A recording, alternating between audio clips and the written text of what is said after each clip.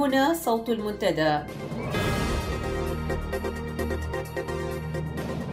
صوت المنتدى بث إذاعي يأتيكم يومي الأربعاء والسبت من كل أسبوع، ومن الساعة 8 إلى 9 مساء أيام الأربعاء، ومن 9 إلى 10 مساء أيام السبت بتوقيت إريتريا. صوت المنتدى على الموجة القصيرة 15245 كيلو هرتز أو 19 متر باند، وعلى مدى 24 ساعة على القمر الصناعي النايلسات على 8 درجات غرباً وعلى تردد 11678 بالاستقطاب الرأسي. صوت المنتدى إعلام مستقل وحوار وطني بناء. صوت المنتدى.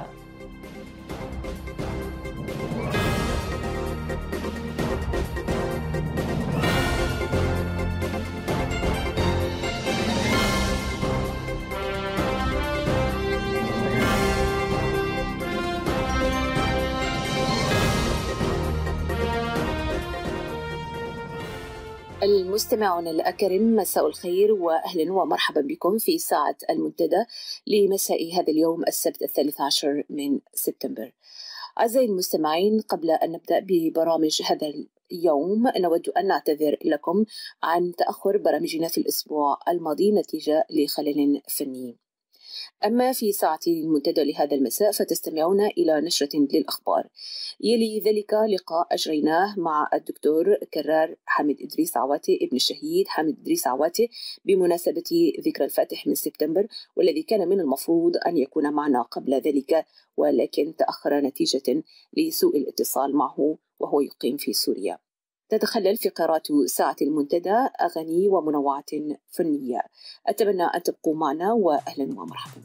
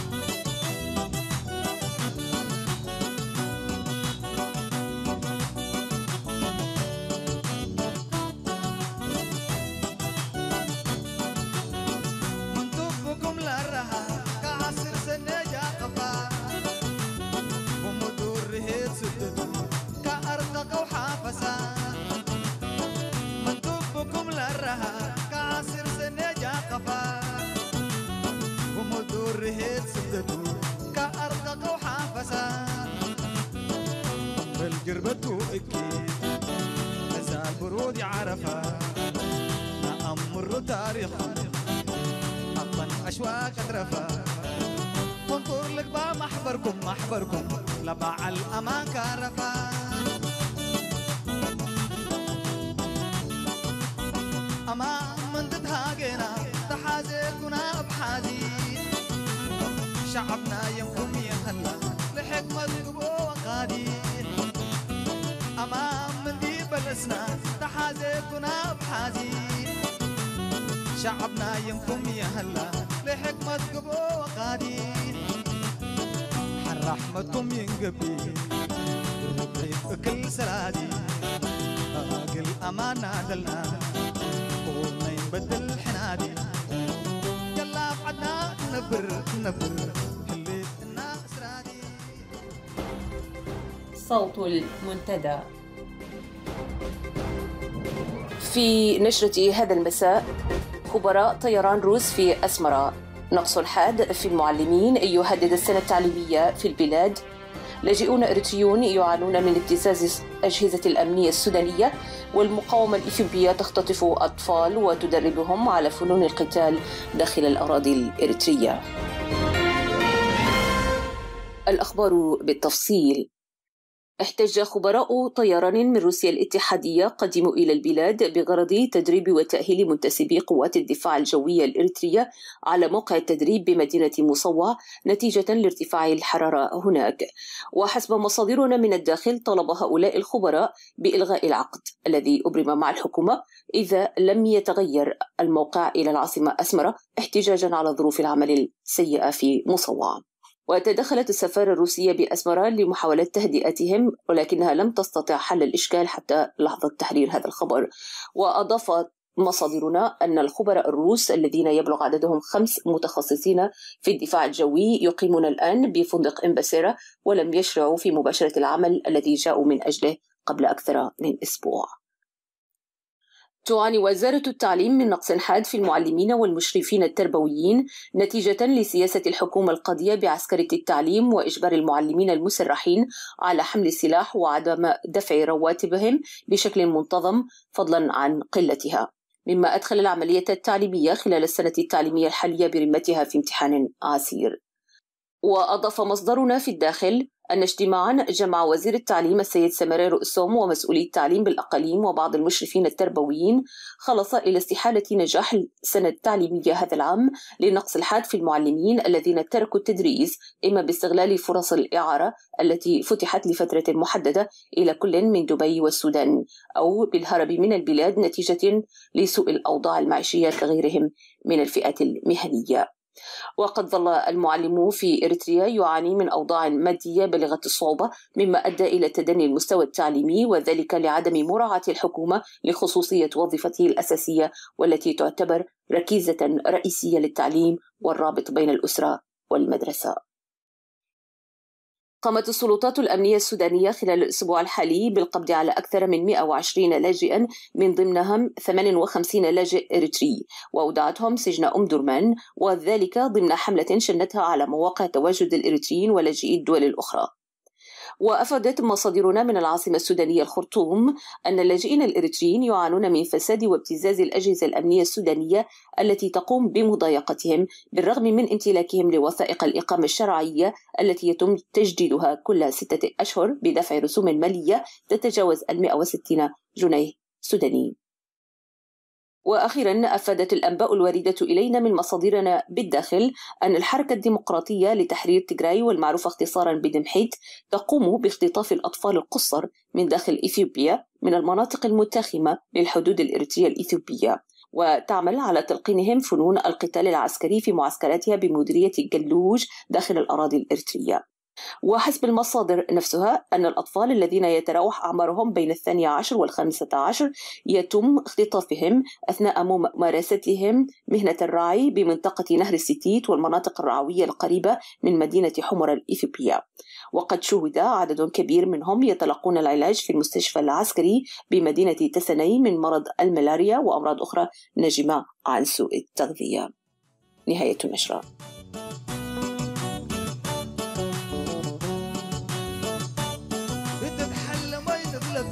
وكم حداكم تحلموا ينعقلوا لسانكم وينقلكم زمو يتنحلم وينقلكم وكم حداكم تحلموا ينعقلوا لسانكم وينقلكم زمو وتفانيكم من حدي قدامي تعلموا وراكم اللي تليكم يسمعون السلموا من داكم وآسركم لأباكم كمكموا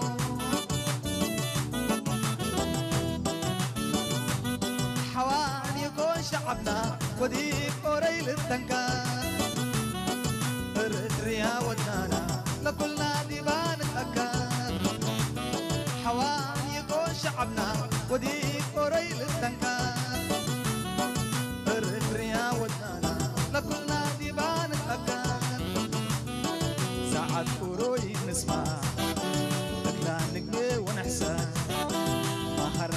أولادها كما تدوت تسكن أسنادي بوك شقر غيره وفتلاقي نركان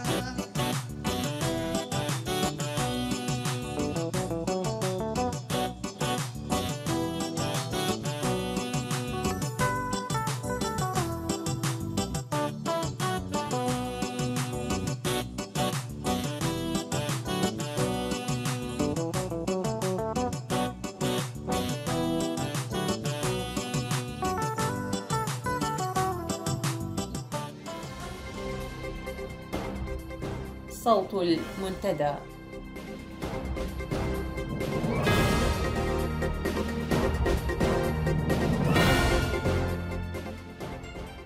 أعزائي المستمعين، مساء الخير وأهلا ومرحبا بكم مجددا مع حوار المنتدى. في حوار اليوم أستضيف ضيف عزيز ومتميز، وهذا الضيف كان من المفروض أن يكون ضيفنا في الفاتح من سبتمبر ليحتفي معنا بهذا اليوم المجيد، ولكن لظروف كثيرة لم يتمكن من الانضمام إلينا، واليوم هو معنا ونتشرف بلقائه. ضيفنا هو الدكتور كرار حامد إدريس عواتي، وهو ابن الشهيد البطل القائد مفجر ثورة سبتمبر حامد إدريس عواتي. فيسعدني جدا أن يقبل دعوتنا وهو من سوريا. نلتقي معه اليوم ونحاوره، وإن لم يكن تماما بعيدا عن السياسة إلا أننا سنكون في لقاء متميز وخاص. أهلا بك دكتور كرار، وشكرا جزيلا على قبول دعوتنا والعمل على تلبيتها. شكرا أمال، تحية لك والتحية لصوت المنتدى والتحية لكل مستمعين صوت المنتدى. وأنا سعيد بهذا اللقاء، نلتقي عبركم لكل الإردين في جميع أنحاء العالم. سعيد بأن تكون مناسبة سبتمبر هي يعني حلقة الوصل فيما بيننا. هذه المناسبة اللي أعتز بها كإردين وأعتز بها بشكل خاص، وأتمنى أنه يكون عند حسن الظن مع كل المستمعين. شكرا لك على الاستضافة. دكتور كرار، أنت يعني باكرا في سن مبكر جدا قدمت إلى سوريا دمشق في منحة دراسية للدراسة هناك، ودرست في مدارس أبناء الشهداء، ومن ثم التحقت بكلية الطب البشري في جامعة دمشق، وأنت الآن طبيب أخصائي في أمراض الأذن والحنجرة. يعني سنوات من الغربة، وأسست من خلالها أسرة هناك، وكان لك إسهاماتك التي نعرفها في دمشق. هل حدثنا قليلا عن ما يعنيه أن تعيش في بلد غريب، وأن يعني تشكل كل هذه الأشياء جزء من ذاكرتك، وخاصة أنك كنت ناشط معروف في الاتحاد العام لطلبة أريتريا، وكنت عضو في فرقة عواتي للفنون والغناء. هل حدثنا قليلا عن حياتك هناك؟ نعم، كما ذكرت أمل، طبعا أنا جيت في سوريا كواحد من الطلاب الذين درسوا في سوريا، وكان لي الشرف والحظ أنه أكون أحد دارسي مدارس أبناء الشهداء في سوريا. يعني ملاحظة بسيطة جدا أو اضطراب، يعني أنا مش في بلد غريب، أعتبر نفسي يعني يمكن اليوم أنا بعرف سوريا أكثر مما بعرف إريتريا، وعشت كل حياتي في سوريا. نعم. ممكن أعتبر أو بالأحرى يعني أحيانا أنا إذا كان الوطن الأول والثاني زي ما يقول المثل مثلا أو يقول الشاعر الوطن الأول والثاني، أنا أحتاج في إنه هما الوطن الأول بالتأكيد، عطاء وعاطفة وحبا ورغبة هو إريتريا، ولكن حياة و يعني مساعدة في بناء حياتي وشخصيتي هي سوريا بالتأكيد. نعم. في سوريا لم تقدمه لي إريتريا، سواء كان في عهد الثورة أو في عهد التحرير يعني. نعم. فبالتالي أنا أعتبر نفسي أني موجود في بلدي، وهذه فعلا صادق فيها أنا. وأتمنى في سوريا أنه يعني ترجع لعهدها المعروف عن سوريا، مكانتها ووضعها، ويعني تنجلي عن الغمامة اليوم اللي بتعيشها سوريا. نعم. وجودي في سوريا الفترة الطويلة دي كان له الاستفادة العلمية، الاستفادة الاجتماعية، الاستفادة النضالية في الاتحاد العام لطلبة إريتريا وتنظيم جبهة تحرير إريتريا. وواحد شخصيا كان يسهم بما كان يستطيع أن يسهم به في العمل النضالي الإريتري. نعم. فمعروف أنه كنت عضو في فرقة عواتي المعروفة، وكمان في بقية الأنشطة في إطار الاتحاد كاتحاد عام طلبة الإريتريا، عمل رياضي، أعمال اجتماعية أخرى. فكنت يعني أساهم فيما كان ممكن أن أساهم به حسب إمكانياتي. وبالتأكيد الواحد فترة الطويلة دي في سوريا استطعت أنه الحمد لله أن أبني أسرة مع رفيقة الرحلة آسي سليمان إدريس إسماعيل رحمه الله. رحمه الله. والآن أنا وأولادي نعيش في سوريا الحمد لله، نعاني ما يعانيه بقية أخوتنا السوريين، ونتدبر أمورنا كما يتدبرها أخوتنا السوريين. وهنا المفارقة دكتور كرار، يعني مفارقة الحياة كثيرة وغريبة ومؤلمة أحيانا. يعني أنت ابن شهيد قائد بطل، وعشت في بلد أيضا معطاء بالنسبة للثورة الإريترية في مراحلها، والآن تعيش مأساة هذا البلد اللي هو سوريا، اللي هو أيضا بلدي. أنا أيضا عشت في دمشق وأتمنى أن تعود سوريا كعهدها، وأنت الآن تعيش كأب بعد أن فقدت شريكة حياتك لوحدك، ترعى 4 أبناء، ابن و4 بنات، وقد أوصلتهم إلى مراحل تعليمية متقدمة يعني تجعل الإنسان فخر به.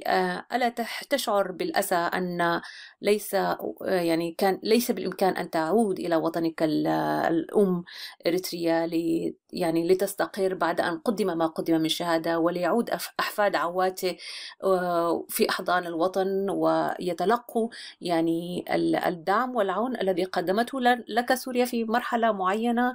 بالمقابل يعني يحزنك هذا الشيء، كيف تفكر فيه؟ طبعا محزن جدا، يعني كونك أنك تكون ابن شهيد ولا تجد مكانتك في الوطن الذي قدم له حياته. هذا محزن جدا. نعم. ولكن إن فكرنا بشكل منطقي وعقلاني قليلا نجد أنه ما يجري اليوم لأبناء الشهداء هو نتاج طبيعي، نتيجة لتطور الكثير من الأحداث والتغيرات التي حدثت في إطار مسيرة الثورة الإريترية والنهايات التي آلت إليها. هل ترى هناك تمييز؟ هل تعتقد أن هناك تمييز؟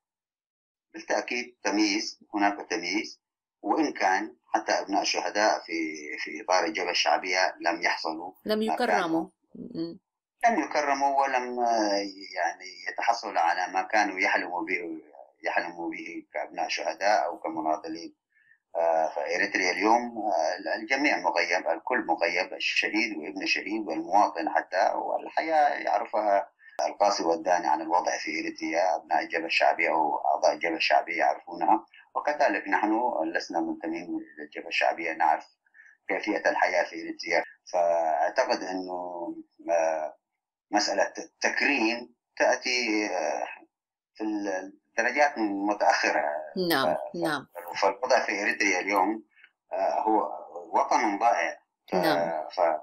فلا أعتقد أن نفكر في مسألة التفكير بالتكريم أو غير التكريم في حال ضياع وطن. بالتأكيد. نعم. دكتور كرار، هل زرت إريتريا بعد التحرير؟ نعم زرتها. نعم. حدثني عن الزيارة، يعني كيف تمت وما هي انطباعاتك في تلك المرحلة ومتى زرتها؟ كان هذا في 2004، في عام 2004 في من أجل حضور احتفالات سبتمبر. نعم. دعوة من الحكومة الإريترية ورئيسها أو الرئيس الأوحد لكل شيء في إريتريا السيد إسياس أفورقي. نعم. وقدمت لي الدعوة كوني ابن الشهيد حمد إدريس عواتي مفجر الثورة الإريترية لحضور احتفالات سبتمبر في إريتريا. وهذه لم تكن الدعوة الأولى، كانت هناك دعوة في بدايات التحرير لحضور ذكرى 3 و4 لا أذكر لاستقلال إريتريا. كانت دعوة في وقت غير مناسب، كنت في حالة أستطيع أن أقول فيها أقل إدراكا ووعيا لكثير من القضايا، فرفضت تلك الدعوة الأولى. نعم. الدعوة الثانية أتت كما ذكرت في بعد 13 عاما من تحرير إريتريا، وشخصيا أستطيع أن أقول كان قراءتي لهذه الدعوة أوجه سلبية وأوجه إيجابية. الوجه السلبي، دعينا نبدأ بالوجه السلبي. قبل الاحتفالات سبتمبر كان احتفال الذكرى 13 لاستقلال إريتريا، وقبلها كل الإريتريين أعتقد يعرفون هذا الحدث أو عايشوه، بأن الفضائية الإريترية، قناة الفضائية الإريترية وجدت أسرة الشهيد حامد إدريس عواتي بالصدفة. نعم. فكان هذا العمل أو هذه الحدث هذا الحدث كان شيء مستفزا لي شخصيا. ماذا تقصد يعني وجدوا الأسرة بالصدفة؟ يعني هل لك أن توضح لنا أكثر؟ لم يكن يعرف بها لم يكن يعلمون أن هذه أسرة الشهيد حامد إدريس عواتي. نعم. القائمين على أمور التنظيم وأمور الدولة من إعلام من سياسة من غيرها لا يعرفون بأن أسرة الشهيد حامد إدريس عواتي موجودة في إريتريا ولم تغادرها ما قبل الثورة وبعد التحرير. نعم. لا يعرفون هذا الأمر، وإنما وجدوها بالصدفة بعد التحرير، بعد 13 عاما من التحرير. نعم. فكان هذا الشيء شيء مستفزا بالنسبة لي، وكان من أحد الأسباب التي دعتني إلى قبول الدعوة. هذا ولتحقيق شيء أن حامد إدريس عواتي موجود بأسرته بأبنائه بشعبه بأقاربه، وله من يعطيه حقه ويضعه في المكانة اللائقة به. أما عن النظرة الإيجابية للدعوة فكانت فيها شيء من الحسن النية، وأستطيع القول أن فيها شيء من السذاجة أيضا يعني. نعم. فقلت لنفسي قد تكون الجبهة الشعبية تريد بهذه الدعوة أن ترسل رسائل لجبهة التحرير الإريترية وغيرها من التنظيمات الإريترية بأننا على استعداد لتقبل الآخر ودعوته والتفاهم معه، سواء كان في إريتريا أو غيرها. نعم. أو لعلهم يريدون تحميل رسالة ما لجبهة التحرير الإريترية أو غيرها من التنظيمات الإريترية.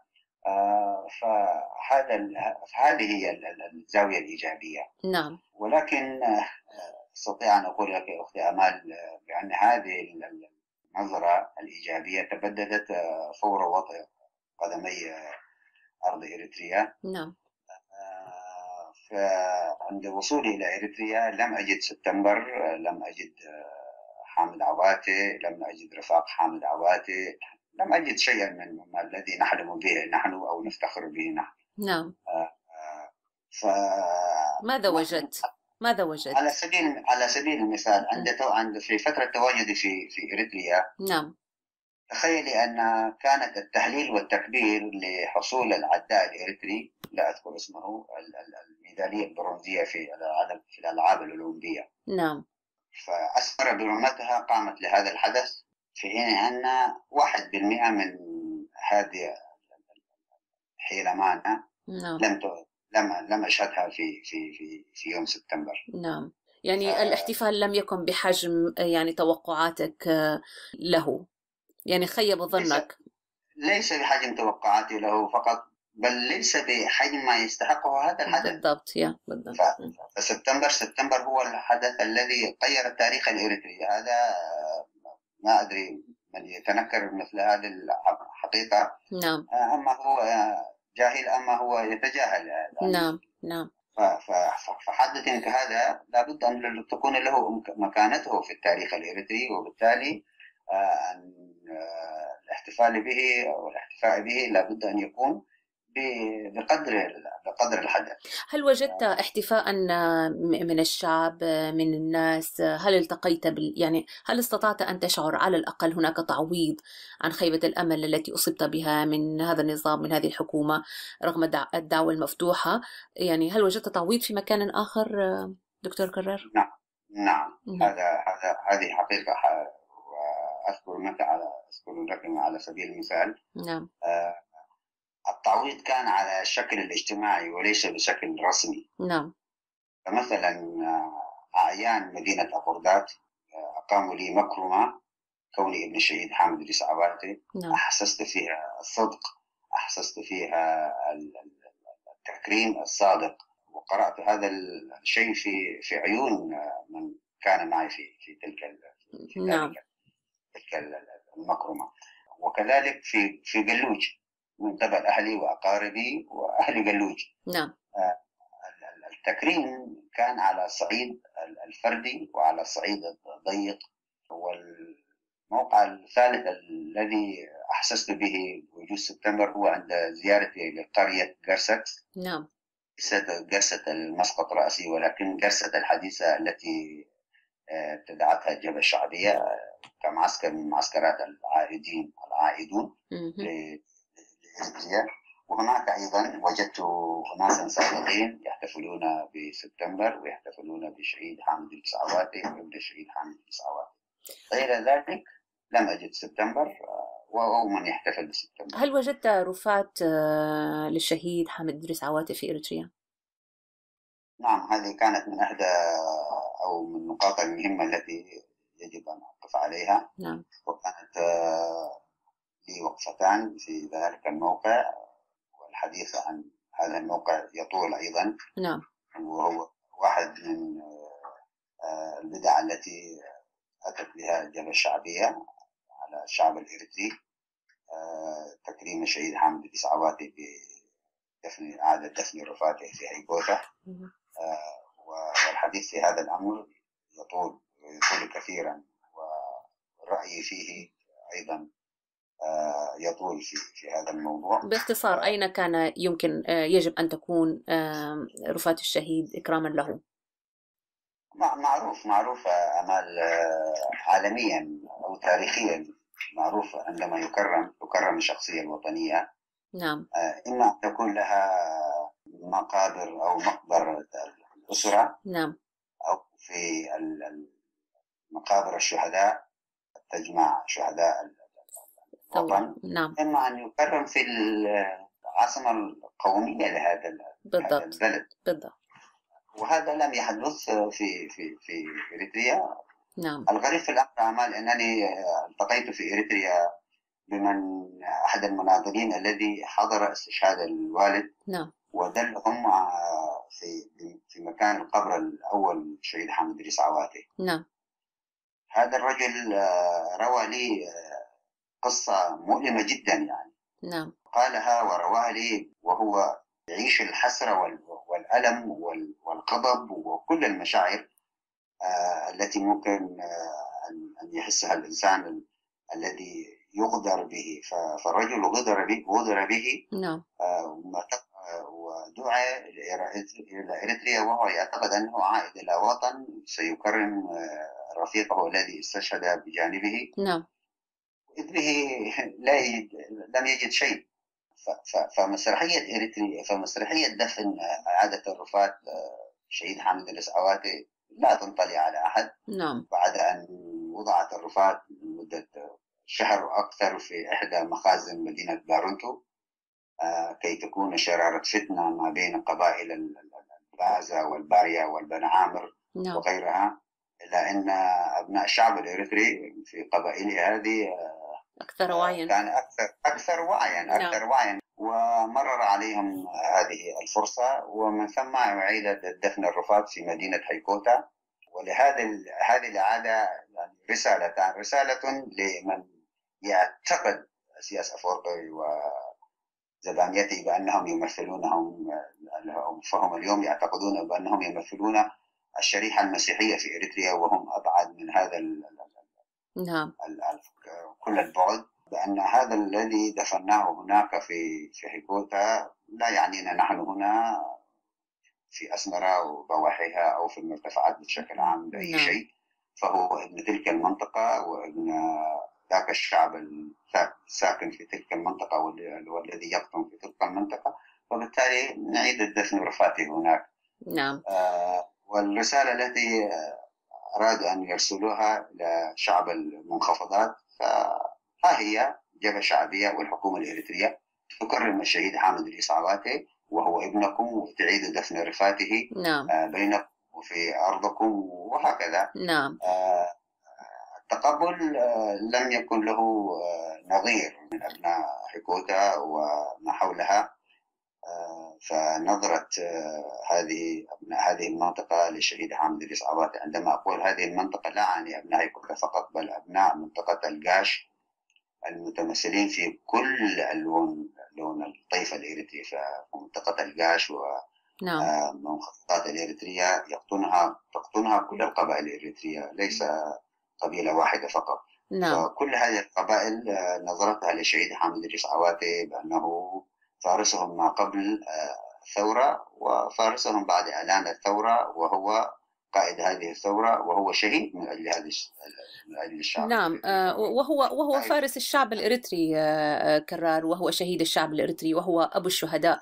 يعني للأسف ما تقوله جدا محزن، ويعني أحببت أنا أن نقف عليه وليعرف المستمع يعني حقيقة ما يجري من شخص معني مباشرة، وكلنا معنيون في نهاية الأمر. يعني على الأقل يحزنني أن لا أرى يعني تمثالا للشهيد كرمز لشهداء الثورة الإريترية، شهداء الوطن أجمعهم، أن لا أرى يعني شارعا بأكمله باسم الشهيد، لا أرى يعني مبنى تذكاري، لا أرى كل هذه الأشياء ولا يراها أي أحد، كنوع من الرمزية تعيد الاعتبار لكل شهداء ولكل ضحايا أو يعني الذين ضحوا بحياتهم من أجل هذا الشعب وعزة الوطن.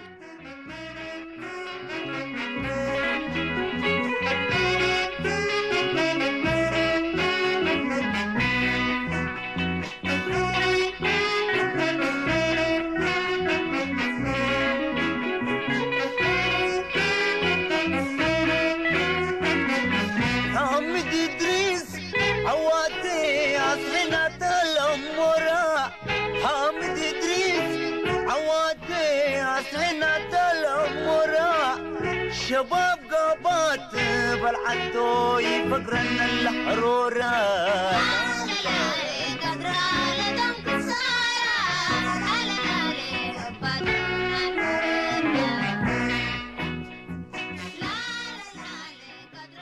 عودة إلى زيارتك إلى أسمرة دكتور كرر، هل التقيت بالرئيس إسياس أفورقي؟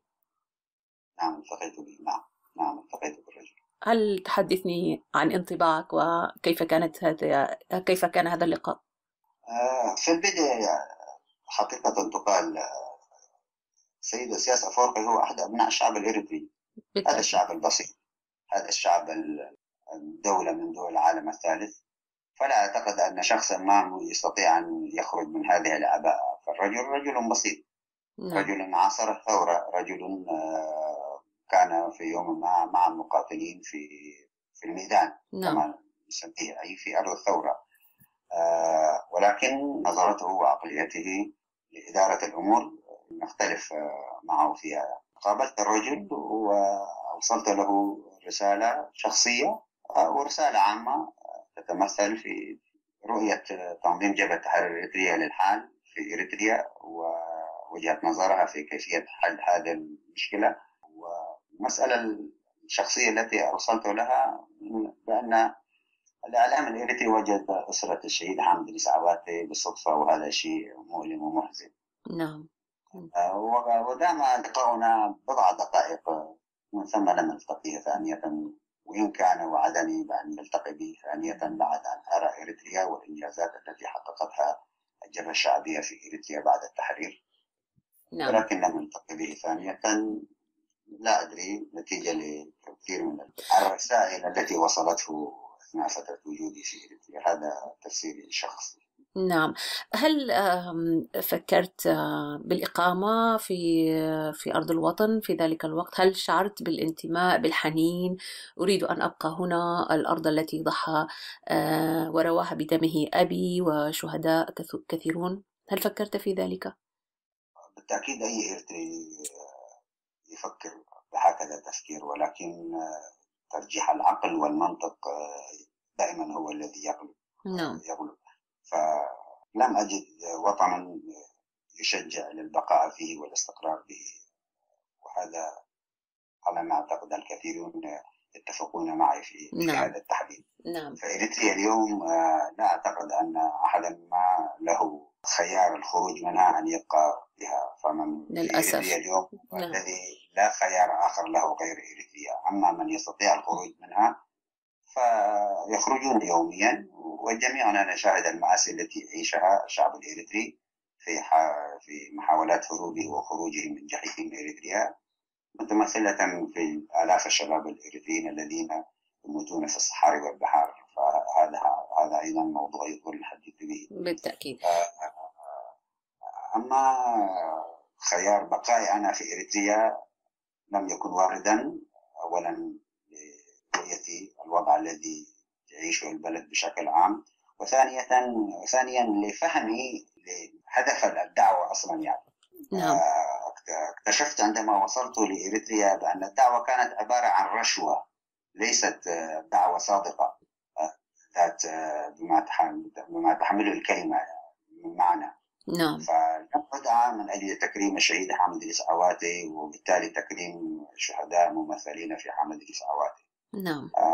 الدعوة كانت رشوة لي وزر الرماد في كل من يعني الشهيد حامد إدريس عواتي، أو من يعني معنى الشهادة، أو من تعنيه الثورة الإريترية، كي يوصلوا للآخرين رسالتها. هو ابن الشهيد حامد إدريس عواتي أتى إلينا ماشيا وسيعيش في الوطن، وهكذا من هذه الطريقة. نعم. دكتور كرار، يعني كما قلنا، يعني رمزية أن تكرم ابن الشهيد يعني هي مسألة رمزية، ولكنها أيضا ضرورة. يعني كون أنه ربما أنت من الجيل الأول وابن الشهيد البطل، وإلى حد ما قد كرمت ربما في جبهة التحرير، في ظل جبهة التحرير الإريترية، وكرمت من قبل الحكومة السورية والشعب السوري كما قلت لي قبل قليل.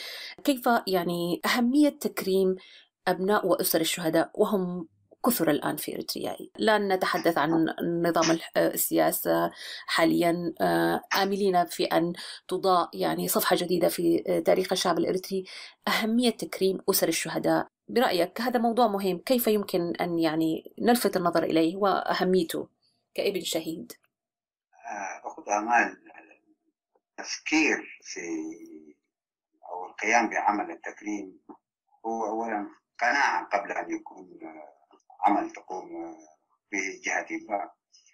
فلا بد أن تكون الجهة المكرمة لها قناعة بالتضحية وعظمة التضحية، وبالتالي تكريم المضحي وتكريم من ينتمي إلى المضحي.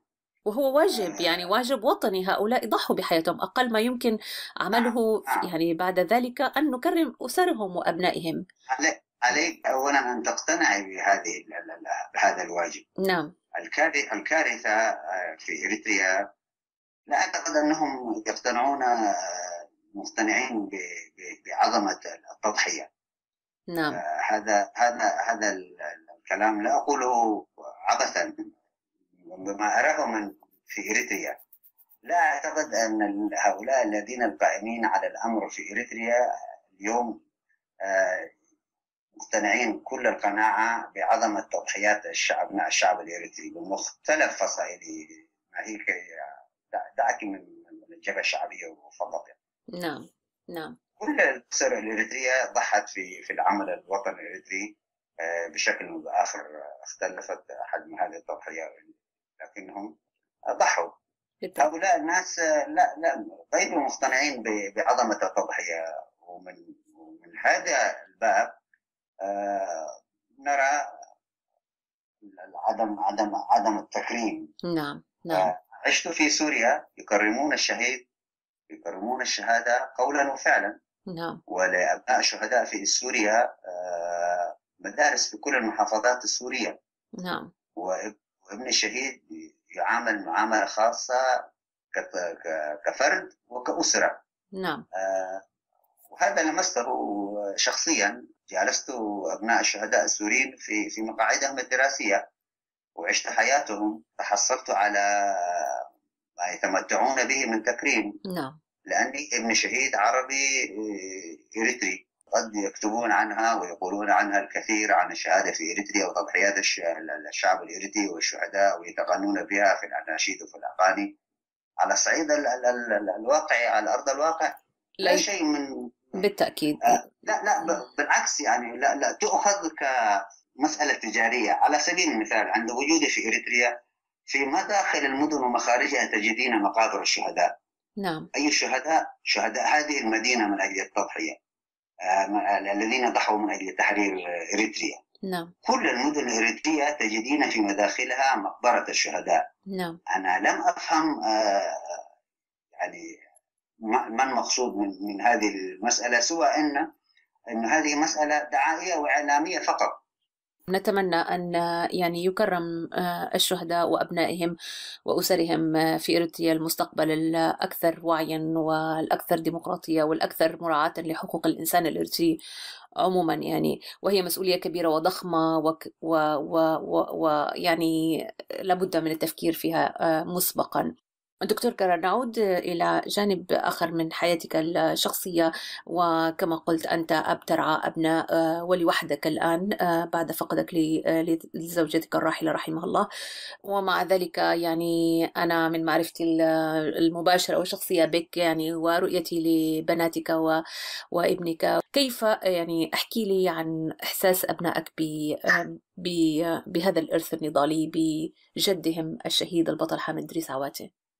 بالتأكيد أولا هذه يمينة من الله، وأنا أحمد الله على ما أعطاني من ذرية ووفقني في التقديم لهم بعد ما أستطيع من تقديمه، سواء كان حياتية أو تربوية. لدي من الأبناء الكبرى تدعى عائشة، وهي في السنة الثالثة من كلية هندسة المعلوماتية. نعم. والثانية هي روان، وهي ستلتحق هذا العام إن شاء الله بكلية الطب بجامعة دمشق. الثالث هو حامد، يحمل اسم جده، وهو في الصف 11 في المرحلة الثانوية إن شاء الله. نعم. والأخيرة هي بجين، وهي في الصف السابع إن شاء الله، الصف السابع المرحلة الإعدادية. نعم. ولجين أحرزت يعني معدل عالي جدا في شهادة المنتقلة للشهادة الإعدادية. نعم، هي كشقيقتها الحمد لله ورثوا بعض الذكاء من والدتهم رحمه الله. رحمه الله. أسس الإمام إدريس إسماعيل. ومنك أيضا دكتور كرر. لا أعتقد ذلك. وهم رحمها الله. السيدة آسيا كانت أيضا خريجة كلية الصيدلة، وكانت يعني من الناس الذين نعتبرهم فقد كبير لنا لمن عرفناها وعايشناها. رحمها الله. والحمد لله من الله بهؤلاء الأبناء الأذكياء المتفهمين الشجعان، يكابدون ما أكابده في هذا البلد، ويتفهمون الأمور بشكل منطقي، لدرجة أنهم أحيانا يذهلونني نعم. في فهمهم للموقف وللحياة وكيفية نظرتهم لها وضرورة التعامل معها. نعم. وأحمد الله على هذه الذرية شخصيا. يعني فخورين بك وبأبنائك وبأحفاد الشهيد البطل حامد إدريس عواتي. تفضل. دعيني أذكر لك هذه. قبل عدة أيام التحقوا بمعهد اللغة الإنجليزية، فعندما وجدوهم في مستوى عالي من اللغة طلبوا منهم أن يقدموا عرضا يختارون موضوعه ويقدموه باللغة الإنجليزية. نعم. فكان اختيارهم عن إريتريا. نعم. كي يعرفوا من سيعرضون لهم هذا الموضوع من طلاب وخارج طلاب المعهد ومن خارج المعهد عن إريتريا، تسمية، تاريخا، استعمارا، نضالا، وحتى تحريرا، والدولة الإريترية. بهذا التسلسل كانت يعني نقاط أو موضوع العرض الذي قدمونه. فأذكر عندما أتوا للثورة وانطلاقة الثورة قلنا المحاضرة العرض كانوا قدم من قبل روان وعائشة. نعم. عندما أتوا لنقطة ذكر الشهيد حامد إدريس عواتي قالوا by the way he's our grandfather. نعم. فقالوا أنه جدهم.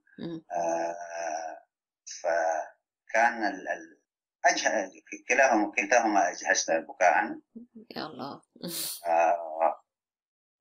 وقلنا أنهن يفتخرن بهذا الاسم وبهذا الرجل وإنجازه، وكان الترحيب من قبل الحضور. إذن الكلمة التي تعملونها عواتي لم تأتي عبثا، فأنتن أحفاد رجل عظيم قام بحدث عظيم، وهذا الحدث وصل إلى غايته على وجه تحرير البلد. فهؤلاء هم من يكون أعضاء. نعم. نعم. شيء مفخرة. أيضا نسيت أو فات عني أن أذكر أنك ذكرت هناك تكريم من الحكومة السورية في المناهج الدراسية عن إريتريا، وعن احكي لنا احكي للمستمع. نعم. وهذا كان موضوع مشاركة إخوة الإريتريين في جميع العالم عبر صفحة فيسبوك، أن أعرض لأشقائي الإريتريين وأخوتي وأصدقائي في جميع أنحاء العالم نظرة الأشقاء السوريين لإريتريا وشعبها ونضالها وقائد ثورتها. ففي إريتريا حاضرة في المناهج الأكاديمية السورية في مرحلتي الشهادة الإعدادية اللي هي الصف التاسع ومرحلة نهاية شهادة الأساس كما يقال لها في السودان. نعم. وكذلك في شهادة المرحلة الثانوية الصف الثاني عشر. إريتريا كدرس من الدروس التي يلقنها الطالب السوري. نعم. الطالب السوري بالتأكيد يتحدثون فيها عن إريتريا موقعا وتاريخا ونضالا، وهذا ما لا تجده يعني في أقرب البلدان لنا، يعني مثل السودان مثلا. لا لن تجدي. إذن دكتور كرار عواتي، يعني في نهاية الحديث معك، والذي لا أريد أن أنهيه بصراحة لأنه يعني ثري وغني ويعني ذا شجون، ولكن أريد أن أضيف على جانب أخير فيك، وهو كرار الفنان.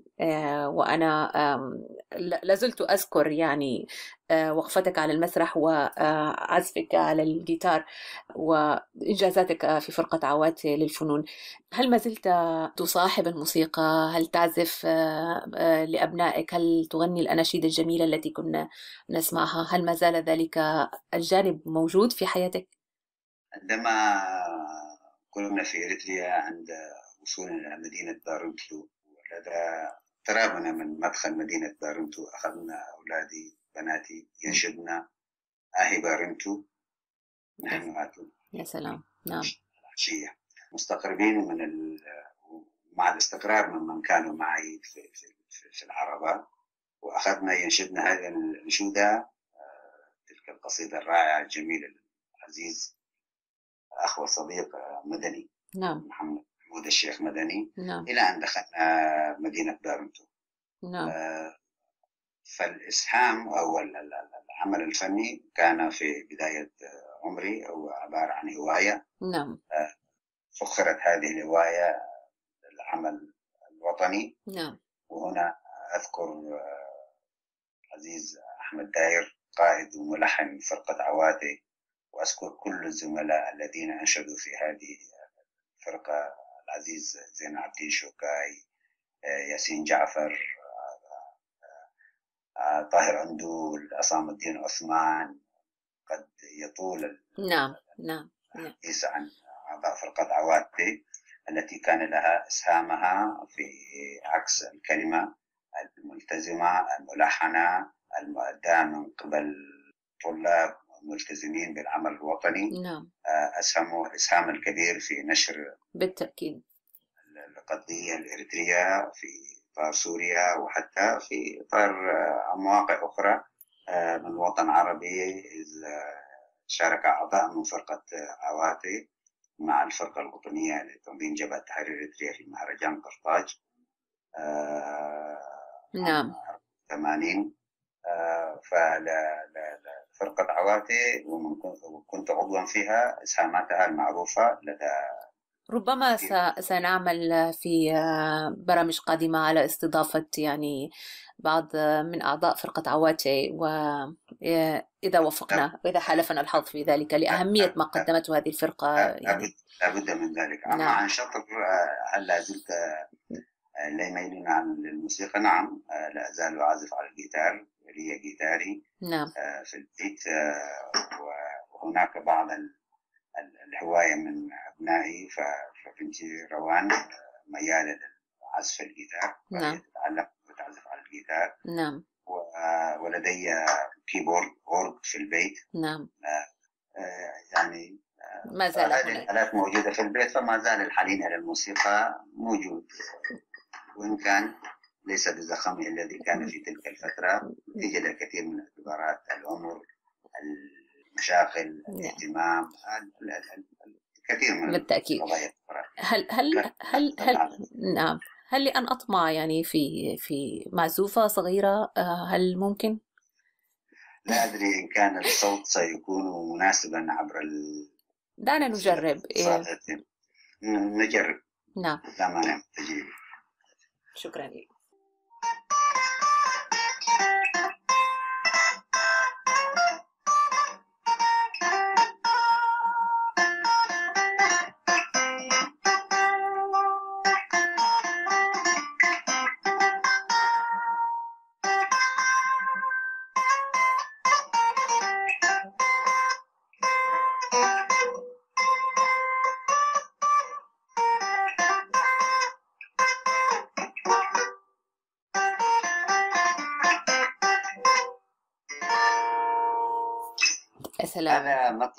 هذه مطلع نشوة سبتمبر. أذكرها تماما. يا وطني. نعم. سنفرح يوما يا وطني بعيد النصر. حل عيد النصر ولكن لم يحل الفرح بعد. أتمنى أن يحل هذا الفرح بالنصر إن شاء الله. بالتأكيد، ونحن أيضا نتمنى أن يفرح ابن الشهيد وأحفاده، وأن يفرح الشعب الإريتري كله بنصر حقيقي وبتكريم حقيقي وبكرامة للإنسان الإريتري. ونلتقي أتمنى قريبا على أرض الوطن. دكتور كرار حامد إدريس عواتي، أشكرك شكرا عميقا لهذه الفرصة وتشريفي في إذاعة صوت المنتدى، وأتمنى لك حياة هانئة وأن تعيش بسلام مع أبنائك، وأن نراك في إريتريا المستقبل إن شاء الله. شكرا لك آمال، وأشكر سعادتكم على إتاحة هذه الفرصة بلقاء أخوتي في جميع أنحاء العالم، وأتمنى لكم التوفيق. شكرا لك، تحياتي.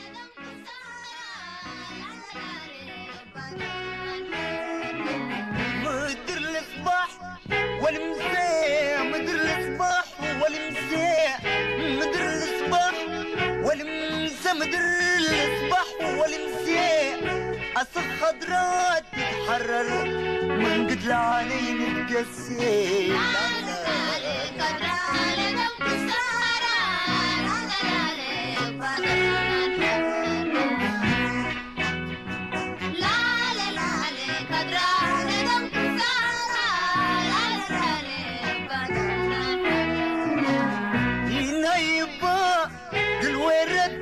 خضر لدمك الزرع وين يبا قل وين رد خضر لدمها في السهرة الجلة بالك معينا سره لكم مزرعة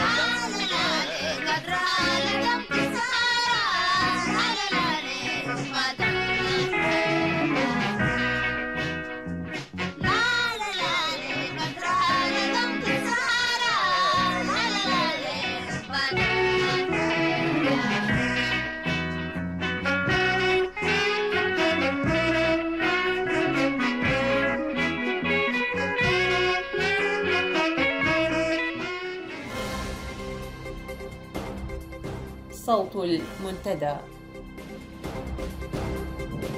في نشرة هذا المساء، خبراء طيران روس في أسمرة: نقص حاد في المعلمين يهدد السنة التعليمية في البلاد. لاجئون إريتريون يعانون من ابتزاز أجهزة الأمنية السودانية، والمقاومة الإثيوبية تختطف أطفال وتدربهم على فنون القتال داخل الأراضي الإريترية. الأخبار بالتفصيل.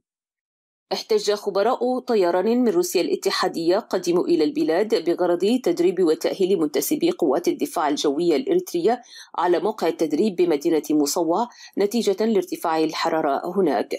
وحسب مصادرنا من الداخل، طلب هؤلاء الخبراء بإلغاء العقد الذي أبرم مع الحكومة إذا لم يتغير الموقع إلى العاصمة أسمرة، احتجاجا على ظروف العمل السيئة في مصوع. وتدخلت السفارة الروسية بأسمرة لمحاولة تهدئتهم، ولكنها لم تستطع حل الإشكال حتى لحظة تحرير هذا الخبر. وأضافت مصادرنا أن الخبراء الروس الذين يبلغ عددهم 5 متخصصين في الدفاع الجوي يقيمون الآن بفندق إمباسيرا، ولم يشرعوا في مباشرة العمل الذي جاءوا من أجله قبل أكثر من أسبوع. تعاني وزارة التعليم من نقص حاد في المعلمين والمشرفين التربويين نتيجة لسياسة الحكومة القاضية بعسكرة التعليم وإجبار المعلمين المسرحين على حمل السلاح وعدم دفع رواتبهم بشكل منتظم فضلا عن قلتها، مما أدخل العملية التعليمية خلال السنة التعليمية الحالية برمتها في امتحان عسير. وأضاف مصدرنا في الداخل أن اجتماعا جمع وزير التعليم السيد سمير رؤسوم ومسؤولي التعليم بالأقاليم وبعض المشرفين التربويين خلص إلى استحالة نجاح السنة التعليمية هذا العام لنقص الحاد في المعلمين الذين تركوا التدريس، إما باستغلال فرص الإعارة التي فتحت لفترة محددة إلى كل من دبي والسودان، أو بالهرب من البلاد نتيجة لسوء الأوضاع المعيشية كغيرهم من الفئات المهنية. وقد ظل المعلم في إريتريا يعاني من أوضاع مادية بالغة الصعوبة، مما أدى إلى تدني المستوى التعليمي، وذلك لعدم مراعاة الحكومة لخصوصية وظيفته الأساسية والتي تعتبر ركيزة رئيسية للتعليم والرابط بين الأسرة والمدرسة. قامت السلطات الأمنية السودانية خلال الأسبوع الحالي بالقبض على أكثر من 120 لاجئا، من ضمنهم 58 لاجئ إريتري، وأودعتهم سجن درمان، وذلك ضمن حملة شنتها على مواقع تواجد الإريتريين ولاجئي الدول الأخرى. وأفادت مصادرنا من العاصمة السودانية الخرطوم أن اللاجئين الإريتريين يعانون من فساد وابتزاز الأجهزة الأمنية السودانية التي تقوم بمضايقتهم بالرغم من امتلاكهم لوثائق الإقامة الشرعية التي يتم تجديدها كل 6 أشهر بدفع رسوم مالية تتجاوز 160 جنيه سوداني. وأخيرا، أفادت الأنباء الواردة إلينا من مصادرنا بالداخل أن الحركة الديمقراطية لتحرير تيغراي، والمعروفة اختصارا بدمحيت، تقوم باختطاف الأطفال القُصّر من داخل إثيوبيا من المناطق المتاخمة للحدود الإريترية الإثيوبية، وتعمل على تلقينهم فنون القتال العسكري في معسكراتها بمديرية الجلوج داخل الأراضي الإريترية. وحسب المصادر نفسها أن الأطفال الذين يتراوح أعمارهم بين 12 و15 يتم اختطافهم أثناء ممارستهم مهنة الرعي بمنطقة نهر الستيت والمناطق الرعوية القريبة من مدينة حمرة الإثيوبية. وقد شهد عدد كبير منهم يتلقون العلاج في المستشفى العسكري بمدينة تسني من مرض الملاريا وأمراض أخرى ناجمة عن سوء التغذية. صوت المنتدى.